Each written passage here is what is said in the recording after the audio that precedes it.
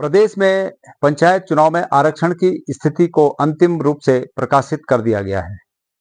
सभी जिला प्रशासनों ने इस आशय की अंतिम स्थिति कल रात तक प्रकाशित कर दी और इस पर जब पहले आरक्षण तय हुआ तो हमने कोई प्रतिक्रिया इस रूप में नहीं दी, क्योंकि सरकार ने ये कहा कि हमने चक्रानुक्रम को शून्य करके नए चक्रानुक्रम को प्रारंभ किया है और जब चक्रानुक्रम समाप्त करके नया चक्रानुक्रम प्रारंभ किया जाए तो उसमें कोई किंतु परंतु कहने की बात नहीं होती, क्योंकि ये माना जाता है कि सरकार ने नियम से ही जो चक्रानुक्रम में जो सीटें जिस आरक्षण के तहत आ रही थी उन सीटों को उस आरक्षण में तय किया होगा। लेकिन कल जब आपत्तियों के बाद जिला प्रशासन ने तमाम जगह कम से कम 50% स्थानों पर, चाहे ग्राम प्रधान हो, चाहे क्षेत्र पंचायत हो और चाहे जिला पंचायत की सीटें हो, चाहे प्रमुखों की सीटें हो, कम से कम 50% स्थानों पर आरक्षण को बदल दिया। अब प्रश्न खड़ा होता है कि सरकार को इस आरक्षण को तय करने का आधार जो पहले सरकार ने बताया कि चक्रानुक्रम को शून्य करके नया चक्रानुक्रम शुरू किया गया है, क्या सरकार ने इस बात को इस जो कहा गया नियम, इस नियम का पालन किया? वैसे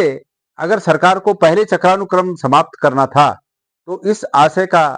नोटिफिकेशन जारी किया जाना चाहिए था, ताकि ये एक विधिवत कानून सम्मत ये आधार बने कि पुराने चक्रानुक्रम को समाप्त शून्य करके नए चक्रानुक्रम को प्रारंभ किया जा रहा है। लेकिन सरकार ने ऐसा नहीं किया, ओरली मौखिक रूप से ये बात कही, प्रचारित की और अब उसका भी दिख रहा है कि पालन नहीं किया गया। पौड़ी जिले के मामले में बहुत ही ऐसी अनियमितताएं, घोर अनियमितताएं सामने आई। मैंने आज सुबह जिलाधिकारी महोदय को फोन करने की कोशिश की, उनसे संपर्क करने की कोशिश की, लेकिन मेरा संपर्क नहीं हो पाया। बहरहाल मैं कल कोशिश करूंगा कि मैं निजी रूप में कल वहां जाकर मैं कोशिश करूंगा कि मैं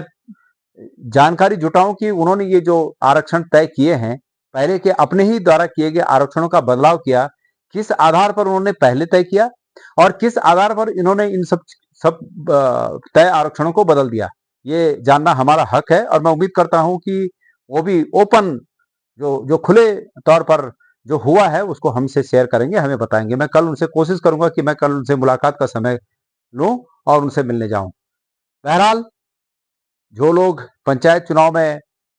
लड़ने के लिए तैयार हैं वो लोग अपने अपने अनुसार देखेंगे इसको कि क्या आगे क्या करना है उन्हें। लेकिन कुल मिलाकर सरकार ने कोई नीति नहीं है, सरकार की कोई नियम नहीं है सरकार का। ये सब अपने पक्ष में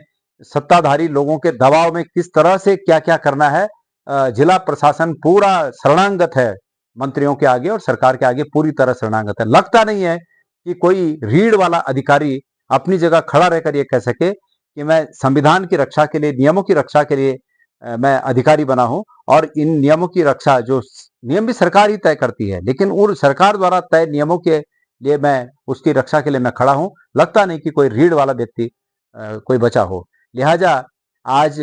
जनता की आकांक्षाओं को ये सरकार अधिकारियों के द्वारा इस प्रकार रौंद रही है कि जैसे पैरों तले